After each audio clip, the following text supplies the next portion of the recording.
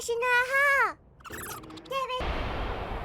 小林と。 That night, with the sky pitch black, Jenny couldn't help but feel sleepy. She decided to fly in the direction she had visited earlier during the day. Not long after, she arrived at a place filled with a sense of freedom. It turned out to be New York. Jenny was immediately captivated, constantly exclaiming in admiration. Since Andy was worried, he could only watch over her from the shadows. As Jenny, in awe of the new surroundings, wandered around, her stomach growled loudly. Conveniently, there was a hot dog stand nearby. Jenny approached and checked the prices, then took out 600 yen and handed it over. However, the clerk spoke to her in English, saying they didn't accept yen. Jenny was confused and couldn't understand. Thankfully, with her dragon abilities, she quickly learned English, but she still couldn't use the money and had to endure the hunger. At that moment, she saw 3 men chasing a little girl. Curious, she stopped the girl to ask what was going on. Upon learning that the men were bad guys, Jenny immediately decided to help. The girl's name was Judy, the daughter of a big company's CEO. She had been targeted by the bad guys because of a conspiracy. Jenny didn't really care about that, though. She was just thinking about having fun. Judy was confused by her response. As they talked, Jenny's stomach growled again, and Judy quickly said she would treat her to something to eat as a thank you. This was exactly what Jenny had been waiting to hear. She grabbed Judy and rushed toward the hot dog stand. Judy took out a card, but to their surprise, the small shop didn't accept bank cards. Both of them were stunned. Luckily, Judy had some cash on her, and they could finally buy food. Judy was incredibly kind-hearted, which reminded Jenny of Ruth, who lived far away. Afterward, the two of them wandered the streets, fed carrots to the horses by the roadside, only to get sprayed in the face by one, danced with some adults, and even tried skateboarding. Later, as they were admiring the view by the lake, Jenny spotted a familiar figure. At first, she thought it was Anna, but as she got closer, she realized it wasn't. She felt a little disappointed. Despite having fun, Jenny began to miss home. The truth was, she had run away because she had fought with Anna. Now, feeling calmer, she realized it was her fault and decided to return home to apologize to Kobayashi. But Judy didn't want to go home. She said she wouldn't be forgiven by her family if she returned. Jenny immediately became the caring older sister. Although she, too, was scared, she feared even more not having a place to go. So, she invited Judy to come back with her. Just as Judy was about to reply, a black car suddenly appeared. Several men jumped out of the car and snatched Judy away. Seeing her friend being kidnapped, Jenny was furious. Her powers erupted instantly, and the entire city of New York seemed to hear it. As Joey was about to harm Judy, the surroundings suddenly went pitch black. As Zeus opened the door, he was startled by a huge eye staring back at him. The members of the organization ran away in fear. Judy took the opportunity to escape, but she didn't expect a giant dragon to be staring right at her. Terrified, she quickly waved her hands, saying, "I'm not tasty." It wasn't until Jenny called her that Judy realized the dragon was Jenny. Afterward, she was fortunate enough to experience being a dragon rider, sitting on Jenny's back. On the way, Judy confessed to Jenny that she, too, had run away because of a fight. She didn't know how to return and apologize. Jenny didn't really understand either, but she knew one thing: even if the other person says they hate you, even if they get really mad sometimes, as long as they still want to be with you, these small disagreements don't matter. Upon hearing this, Judy seemed to have figured things out. In the end, Jenny gave Judy her address and promised they would meet again. Not long after, Jenny flew back to Kobayashi's house, but as soon as she opened the door, she ran straight into Andy. Jenny hurriedly apologized, but Andy smiled and said that the one she needed to apologize to wasn't him. Jenny entered the room and found Anna asleep at her desk. Without hesitation, she jumped right on top of her.